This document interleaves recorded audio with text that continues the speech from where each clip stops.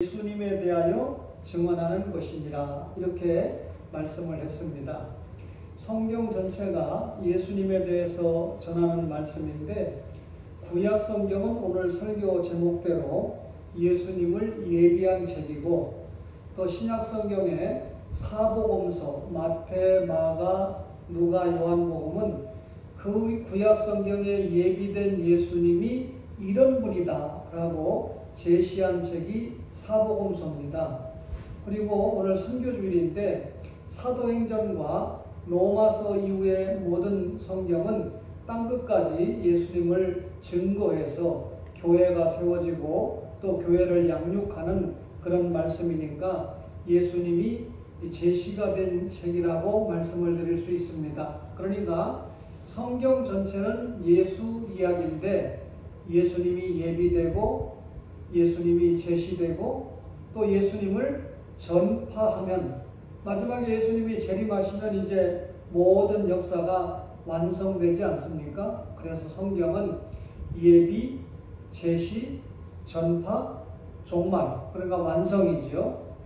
근데 여러분, 이 구약이라고 그러고 성경을 신약 성경이라고 말씀하잖아요. 이 하나님의 나라를 이루어가는 방법이 구약, 신약 이렇게 하나님의 언약의 말씀인데, 언약을 받은 대표적인 사람들이 있습니다. 첫 번째 사람이 아담인데요. 아담이 하나님의 말씀에 불순종해가지고 죄를 이 땅에 끌어들이지 않았습니까? 그런데 이 아담이 죄를 지으면 하나님의 말씀에 불순종하면 반드시 죽는다고 그랬는데, 이 죽을 수밖에 없는 아담을 하나님께서 살리시는 한 방법이 뭐였습니까? 여자의 후손을 약속했어요. 창세기 3장 15절에 보면, 그런데 거기 보면 뱀이 여자의 후손의 발꿈치를 상하게 한다 그랬는데, 이 말은 예수님이 십자가에 죽는다 그 말이고요.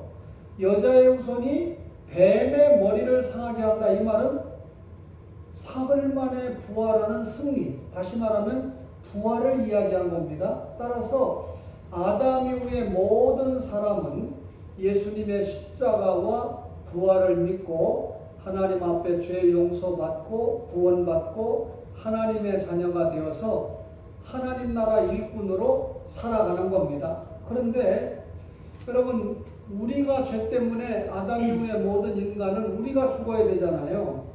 그런데 우리가 죽지 않고 누가 대신 죽었습니까? 예수님이 대신 십자가에서 죽으셨잖아요. 우리의 죄를 짊어지고. 그런데 하나님은 죽으실 수 없잖아요. 하나님은 죽으실 수가 없기 때문에 죽을 수 있는 인간의 모습을 띠고 이 땅에 오신 분이 예수님이에요. 그러니까 그분은 원래 하나님인데 우리 대신 죽기 위해서 사람의 몸을 입고 이 땅에 왔는데, 그런데 예수님이 죄가 있으면 안 되잖아요. 죄가 있는데 우리 죄를 대신해서 죽을 수 없잖아요. 따라서 여자의 후손으로 왔다, 이 말은 남자의 도움을 받지 않고 성령 잉태로 이 땅에 왔다. 다시 말하면 사람의 몸을 이 땅에 입고 오셨지만 죄가 없는 모습으로 오셨다. 그래야 우리의 구주가 되실 수 있잖아요. 이게 아담이 받은 여자의 후손 예수님에 대한 약속입니다. 그 속에 예수님의 십자가와 부활의 진리가 담겨 있잖아요. 다 말씀드릴 수 없지만 노아 시대 때 홍수 심판이 있었잖아요. 다 죽고 노아와 세 아들, 세 며느리 노아 부부에서 8명만 살았는데 가장 어른이 노아잖아요. 그래서 최초 인류의 조상은 아담이지만 새로운 인류의 조상이 노아가 됐는데, 그때 노아 홍수 심판이 끝나고 난 다음에 하나님께서 다시는 물로 심판하지 않겠다 이렇게 말씀했잖아요. 마지막 심판은 불심판이거든요. 근데 노아에게 주신 언약의 핵심은 이거예요. 내가 여자의 후손을 보내겠다고 약속했지, 예수님 보내겠다고 약속했지, 그 예수님이 이 땅에 오시고 또 이 부활하셔서 다시 재림하실 때까지, 그러니까 예수님이 초림하시고 재림하실 때까지는 다시는 물로 심판하지 않겠다. 이 약속은 바꿔서 말하면 내가 약속한 예수님은 반드시 이 땅에 오고 다시 온다라고 하는 것이 노아에게 주신 언약의 약속입니다. 여러분, 아브라함을 기억하잖아요. 믿음의 조상. 근데 아브라함에게 하나님이 찾아오셔가지고 내 씨로 말미암아 천하 만민이 복을 받는다 이렇게 말씀하시는데, 하늘의 별과 같은 씨를 주겠다. 아브라함의 자손이 실제로 하늘의 별과 같이 많은가요? 그렇지 않거든요. 그러면 거기 하늘의 별과 같은 자손은 뭘까요? 내 씨, 너 후손으로 오는 예수님을 믿는 하나님의 자녀가 하늘의 별과 같이 바닷가의 모래와 같이 많겠다. 그 약속이거든요. 그러니까 아브라함을 통해서 예수님이 오신다는 약속이에요. 아브라함이 아멘 했어요. 그랬는데 아브라함에게 너 서 있는 땅 동서남북을 다 바라봐. 그 땅을 너에게 주겠다. 가나안 땅을 너에게 주겠다. 그러니까 아브라함이 그거 믿지 못했거든요. 그래서 하나님이 횃불 언약을 세우는데, 여러분, 아브라함에게 그 땅을 주겠다고 약속한 건 너가 서 있는 가나안 땅 베들레헴에서 예수님이 오신다. 너가 서 있는 나사렛 땅에서, 가나안 땅이죠, 예수님이 성장하신다. 너가 서 있는 그 가나안 땅에서 예수님이 이 갈릴리를 중심으로 전도하신다. 너가 서 있는 가나안 땅 예루살렘에서 예수님이 십자가를 지시고 부활하신다. 그 말입니다. 그러니까 철저하게 아브라함에게 약속하신 것이 뭡니까? 너를 통해서 예수님이 오시고 너가 서 있는 땅에 예수님이 오시고 사시고 죽으시고 우리의 죄 때문에 죽으셨던 그 예수님이 부활하신다. 이 약속을 주셨는데 아브라함이 땅에 대해서 불신하니까 이 새를 쪼개가지고 피가 났잖아요. 이게 하나님의 사자가 횃불 사이로 지나가서 횃불 언약이라고 그러는데, 이게 무슨 말이냐면, 아브라함아, 너는 믿지 못해도 나는 이 피, 내가 십자가의 보혈을 통해서 너에게 확실하게 약속을 지키겠다. 이런 약속입니다. 하나님은 한번 우리에게 주시는 언약은 목숨을 바쳐서도 반드시 지키신다 하는 약속이거든요. 모세가 시내산에서 받은 언약이 뭔가요? 십계명을 받았잖아요. 그렇죠? 그걸 우리가 율법이라고 그러는데, 우리 어머니 평생 예수 믿고 사실 것 같은 얼굴이신데, 이 머릿돌교회 귀한 어머니 같으시고 전도사님이신데, 이 뭡니까? 율법을 지켜서 구원받나요? 우리가 행함으로 구원받나요? 예수를 믿는 믿음으로 구원받나요? 믿음으로 구원받는다고 저렇게 바로 말씀을 하시잖아요. 그러면 뭡니까? 간음하지 말라 그랬어요. 그런데 여인을 보고 음욕을 보면 이미 간음했다. 살인하지 말라 그랬는데 형제를 미워하면 이미 살인했다. 그러니까 율법을 완전하게 지킬 수 있는 사람은 아무도 없습니다.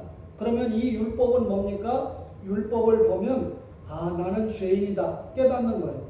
결국은 율법은 예수님 앞에 인도하는 기능을 하는 것이 율법입니다. 그러니까 모세가 받은 율법도 결국은 예수님에게 인도하기 위해서 하나님이 주신 것이에요.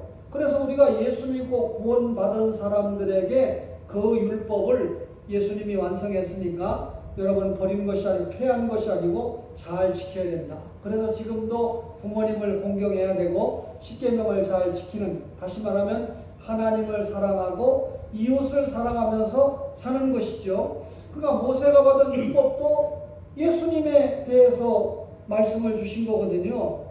여러분 다윗 임금을 잘 알지 않습니까? 이스라엘의 이 사울과 그 다음에 다윗이고 그 다음에 솔로몬인데, 다윗 임금은 40년 동안 이 땅에서 통치했거든요. 근데 하나님이 다윗에게 오셔가지고 내 위가 영원히 견고하리라, 내 위와 내 나라가 영원히 견고하리라 그랬는데, 위라고 하는 건 다윗의 왕권이거든요. 다윗의 왕 40년으로 끝났는데 뭐 영원해요? 또 다윗의 나라가 40년으로 끝났는데 뭐가 견고합니까? 이 말은 다윗아, 내 후손으로 오는 예수님의 왕권과 그 예수님을 왕으로 모신 그 주님의 나라가 영원하다 그 말이거든요. 그러니까 결국 하나님이 다윗에게 주신 언약의 핵심도 내 후손으로 오는 예수님의 왕권과 그 나라가 영원하다라고 하는 것을 주신 것이 약속의 핵심이거든요. 그러면 지금까지 머릿돌 가족 여러분, 구약 성경의 대표적인 인물을 제가 얘기했는데 하나님이 그분들과 언약을 세우면서 그 내용이 결국 누구를 보내시겠다는 누구 이야기한 겁니까? 예수님 이야기를 한 거잖아요. 그래서 성경에 첫 번째 예수님 이야기가 여자의 후손으로 약속이 되었다면 구약의 마지막 성경인 말라기 4장에 보면 공의로운 해가 떠올라서 치료하는 광선을 바라리니 그랬는데 공의로운 해가 누굽니까? 예수님을 이야기하는 거거든요. 치료하는 광선이 뭡니까? 우리의 죄된 영혼을 구원하고 우리의 육신도 주님께서 성화로 이끄신다, 치료하신다 라고 하는 약속이거든요. 그러면 이렇게 구약 성경 전체는 예수님이 오신다라고 예비한 책이 구약 성경입니다. 그러면 신약 성경은 어떤 책이라고 그랬습니까? 처음에 마태, 마가, 누가, 요한복음이 예수님은 이런 분이다 라고 제시한 책이라고 그랬는데, 여기서 여러분 평생 교회 다니면서 레위기 16장에 보면 아사셀 양, 아사셀 염소에 대해서 들어보셨잖아요. 구약 레위기 16장을 읽어보면 한 마리 아사셀 염소는 죽어서 그 피를 대제사장이 가지고 속죄소에 뿌립니다. 중요한 건 한 마리는 죽었어요. 피를 흘렸어요. 그런데 아사셀 양이라고 불리는 한 마리는 살아서 광야로 보내집니다. 여러분, 첫 번째 아담이 이 땅에 죄를 끌어들였는데, 죄를 끌어들인 이유가 뭔지 알아요? 뭐 때문에 무너졌는지 알아요? 먹음직도 하고 보암직도 하고 지혜롭게 할 만큼 탐스럽기도 한, 그러니까 먹는 문제, 보는 문제, 욕심의 문제를 극복하지 못하는 거예요.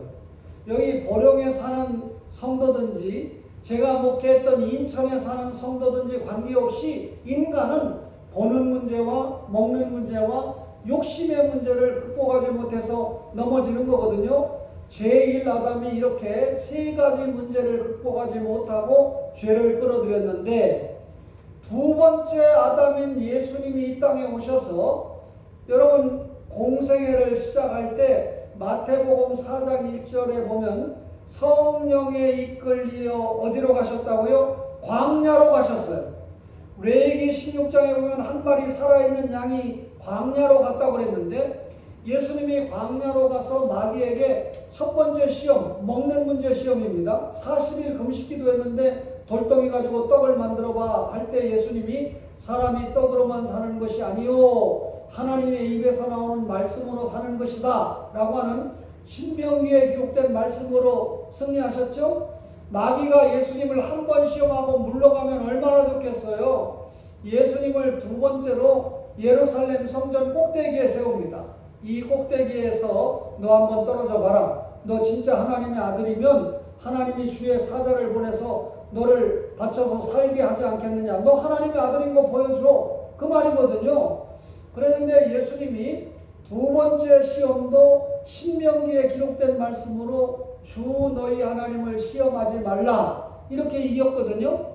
그랬더니 마귀가 세 번째로 예수님을 높은 산에 모시고 가더니 천하만국을 보여주면서 나에게 절하라. 그러면 내가 이 모든 것을 너에게 줄게. 예수님에게 욕심을 자극했습니다. 탐욕을 자극했습니다. 여러분, 피조물이 창조주에게 절을 해야지 창조주를 보고 피조물에게 절하는 것이 말이 됩니까? 근데 예수님이 중요한 것은 두 번째 아담인 예수님이 먹는 문제와 보는 문제와 욕심의 문제의 시험을 뭘로 극복했어요? 말씀으로 극복하고 시험을 받기 전에 40일 금식 기도함으로 극복했습니다. 여러분과 저가 시험을 이기는 방법이 말씀과 기도라고 하는 것을 알려주는 말씀이기도 하지만, 중요한 것은 첫 번째 아담이 먹는 문제와 보는 문제와 욕심의 문제로 무너졌는데 두 번째 아담은 먹는 문제와 보는 문제와 욕심의 문제를 극복했다. 이걸 확실하게 보여줬습니다. 그러다가 3년 뒤에 예수님이 시험을 받고 3년 뒤에 십자가에서 못 박혀 죽으셨죠. 그러면 레위기 16장에 나오는 두 마리 염소는 뭘 이야기합니까? 예수님을 보여주는 거예요. 예수님이 먹는 문제와 보는 문제와 욕심의 문제를 광야로 가서 이겼다는 것과 그 다음에 한 마리는 죽어서 피를 흘렸다고 그랬죠. 예수님이 십자가에서 피를 흘려 우리의 죄를 대신해서 죽으셨다라고 하는 것을 레위기 16장에서 알려준 겁니다.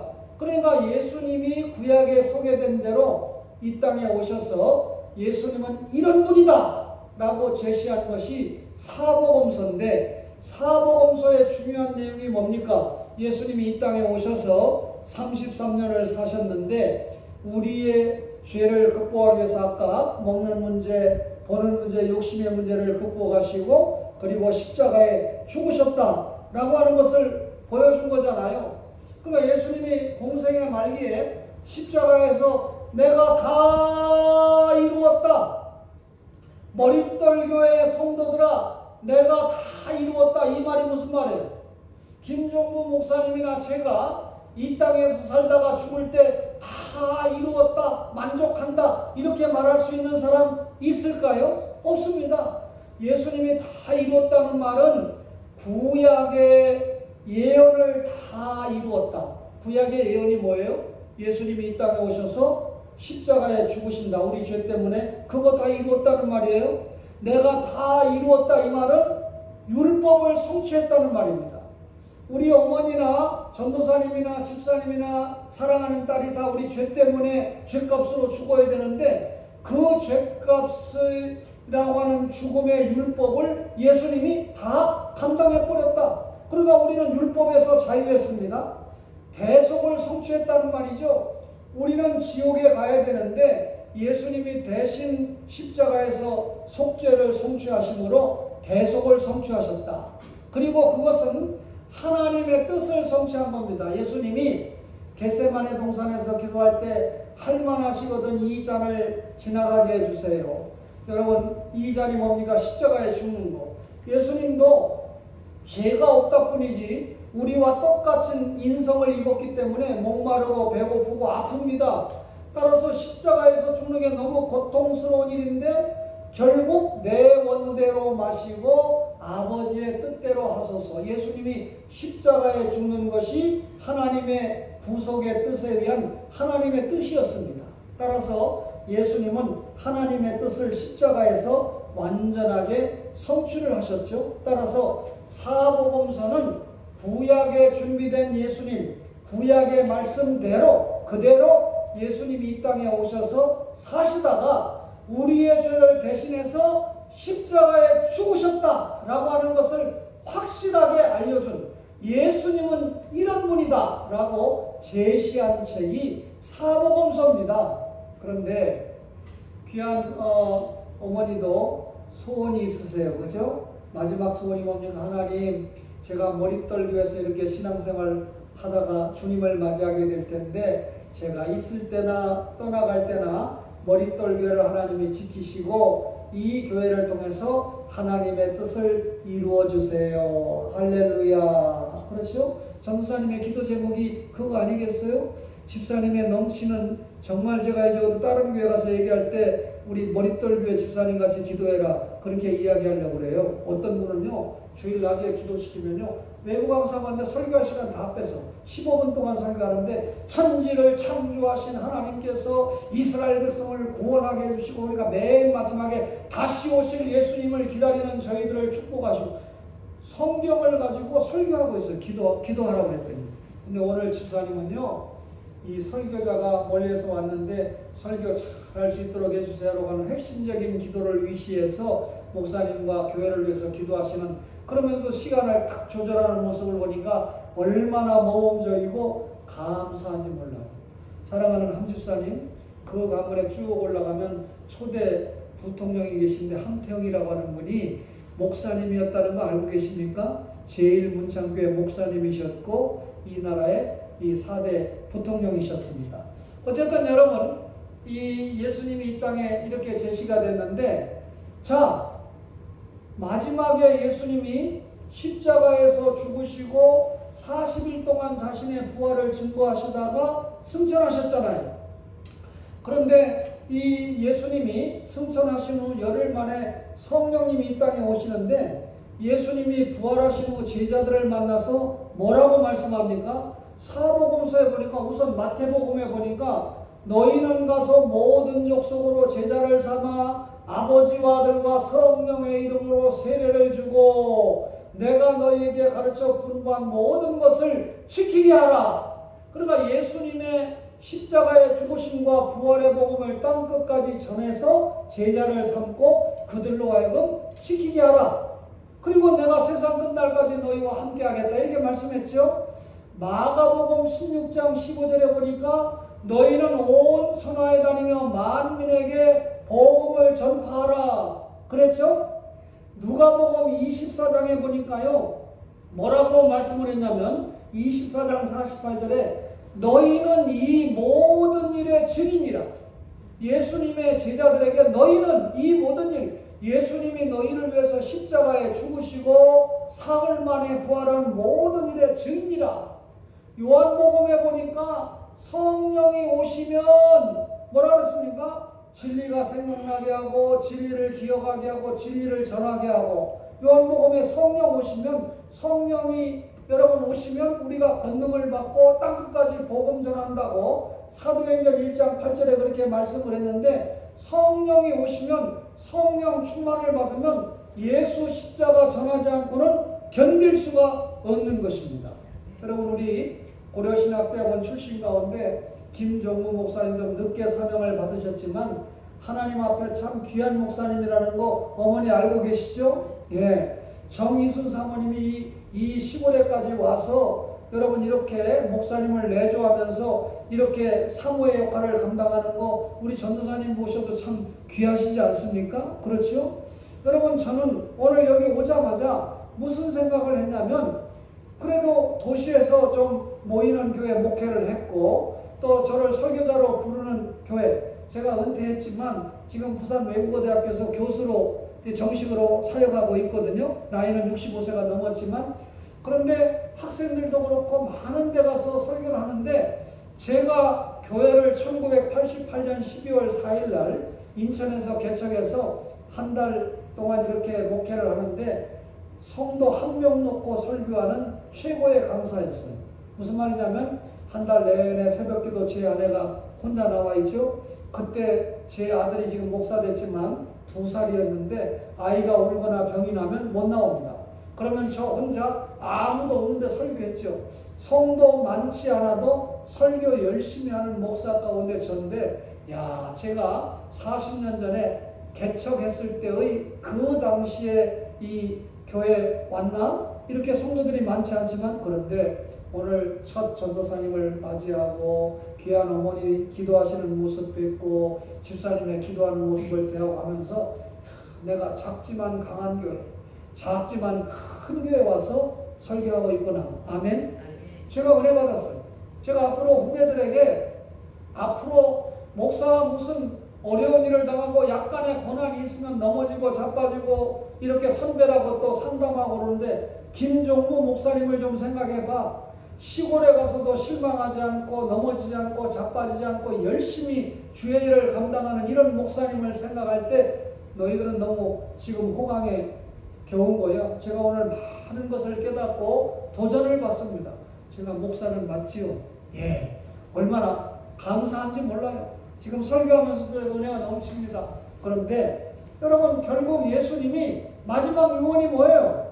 구약의 예비가 되고 사복음서에 내가 이런 일을 했다라고 구체적으로 성경에 기록이 됐는데, 얘가 예수님이 십자가에 죽으시고 사흘 만에 부활했다는 진리의 말씀을 땅끝까지 전해라. 자, 아까 아브라함에게 내 씨로 말미암아 천하 만민이 복을 받으리라 그랬는데, 내 씨는 예수님이라고 그랬어요. 천하만민은 동서남북에 사는 모든 유대인뿐만 아니고 우리를 포함한 모든 사람이죠. 복을 받으리라 그랬는데 그 복이 물질의 복이나 건강의 복을 얘기하는 게 아니고요. 발라 예수님 앞에 무릎 꿇어서 예배드리다. 다시 말하면 인간이 받은 최고의 복이 뭐냐? 예수 믿고 죄 용서받고 구원받아서 감사합니다. 하나님 앞에 예배 드리는 것이 최고의 복이에요. 그래서 오늘 모녀가 하나님 앞에 예배 드리는 것이 최고의 복이에요. 이 예배를 잘 드릴 수 있도록 이렇게 귀한 목사님을 만난 것도 복인 줄로 믿습니다. 그러니 여러분, 내 시로 말미암아 천하 만민이 복받게 하려면 예수님 앞에 무릎 꿇고 구원받은 것을 감사하고 영과 진리로 경배하는 복을 받게 하려면 예수 안 믿는 사람은 예수 믿도록 전도하고 예수 믿는 사람은 더 잘 믿도록 양육을 해주는, 내가 너희에게 가르쳐 분부한 것을 지키게 하라. 이것도 전도거든요. 양육이거든요. 따라서 예수 안 믿는 사람은 예수 믿도록 구려, 예수 믿는 사람은 더 잘 믿도록 양육, 이 역할을 목사와 교회가 감당을 하는 거거든요. 이렇게 예수님이 땅끝까지 복음을 전파하라 라고 하는 명령을 주셨습니다. 이 명령을 잘 실행해 줄 때 많은 사람들이 예수 믿고 예수님 앞에 무릎 꿇고 경배하는 복을 받게 되는데, 이 선교의 사명을, 선교주의를 맞이한 여러분들이 사실 감당하는데 평생 이렇게 예수 몇 명 전도했는지 모르겠습니다. 저는 제가 먼저 예수 믿고 우리로 아버지 어머니 전도해서 아버지 장로 되고 어머니 권사님 되고 천국에 입성했어요. 또 제 아래로 전도를 해서 제 아들이 목사가 됐습니다. 그리고 이번에 둘째 손자를 봤는데 첫째도 손자고 둘째도 손자니까 둘 중에 하나는 목사가 될지 모르지만 목사가 안 되더라도 일단 저는 위아래로 4대째 예수를 믿는 가정이 됐는데, 사실 지금 조사해 보면요 7대째 예수 믿는 사람들도 있어요.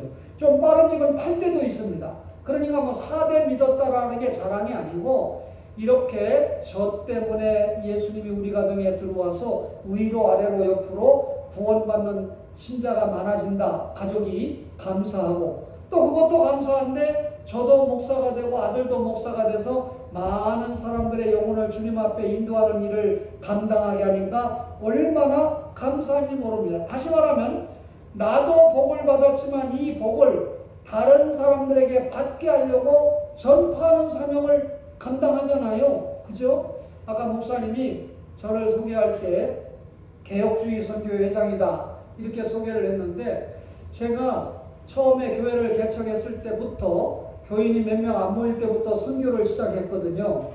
러시아 선교를 시작을 하고 해서 지금도 선교를 하는데, 작은 교회가 선교하는 건 쉽지 않아요. 그래서 작은 교회들이 연합을 해서 선교회를 조직해서 선교를 하면 큰 교회가 감당하는 것 못지않게 감당을 하겠다 해서 작은 교회 목사님들과 연합을 해서 선교를 하는데, 김종부 목사님이 처음에 개인적으로 선교를 했어요. 저 청주에 계실 때부터. 그러다가 이제 머릿돌교에 와서 교인들이 선교하는 것을 가르치기 위해서 여기 교회도 보니까 개혁주의 선교회 이렇게 되어 있는데, 개혁주의 선교회를 통해서 세계 여러 곳에 선교사님들이 파송을 받았는데, 그분들은 아예 그곳에서 죽고 그곳에서 뼈를 묻힐 각오를 하고 선교하고 있습니다. 제가 더 이상 말씀 안 드릴게요. 그런데 우리 친구들이나 동료들이 머릿돌교회와 같이 보령에 이 시골 교회에서도 이렇게 선교비를 보내주고 기도를 하는데, 우리도 동참하겠습니다. 우리도 참여하겠습니다. 우리도 함께 하겠습니다 해서 여러 교회와 목사님들과 심지어 성도님들도 이 선교에 동참을 해서 지금 열심히 잘 감당하고 있습니다. 우리 전도사님, 집사님, 사랑하는 어머니, 개혁주의 선교회를 위해서 시간 나고 생각이 날 때마다 기도해 주시면 여러분 교회가 후원하는 선교회니까 이 선교회가 순수하게 선교하는 일을 잘 감당하고 있으니까 기도해 주시면 감사하겠습니다. 오늘 제가 여기 오는데 우리 스승님도 김종부 목사님의 스승님이기도 하는데 70이 넘었고 이제 은퇴한 지 오래됐어요. 그런데 제가 김정무 목사님 대신 머릿돌교회 설교하러 갑니다 하니까 작은 금액이라도 감사에 동참해 주세요 하고 저에게 문자가 왔더라고요. 감사금 조금 드렸는데 교회와 목사님을 사랑한다는 증거잖아요. 근데 교수님이 그래요. 김정우 목사님 공부도 많이 하고 참 훌륭한 제자인데 역시 시골에 가서 한 영혼이라도 위해서 희생하고 살겠다는 정신을 가진 귀한 목사님이기 때문에 제자들에게 간증거리로 삼고 있는 목사다 할 때 제가 얼마나 얼굴이 부끄러웠는지 모릅니다. 오해하지 마세요. 귀한 목사님과 함께 이렇게 여러분들이 영혼을 맡기고 함께 양육을 받으면서 주의 사명을 감당할 때 여러분 예수님 중심으로 이 성경에 기록된 예수님을 잘 믿고 그 예수님을 담는 신앙으로 여러분 전도, 선교 열심히 해서 이 머릿돌 교회를 통해서 여러분을 통해서 머릿돌 교회가 건물 아니잖아요. 이건 교회당이죠.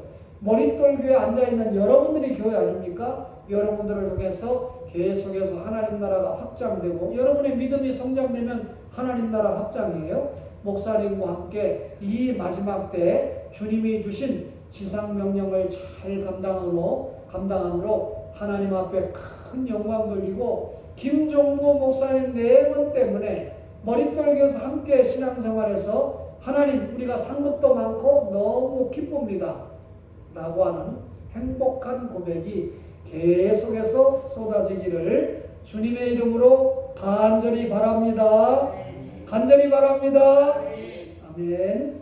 주님 은혜를 감사합니다. 들은 말씀대로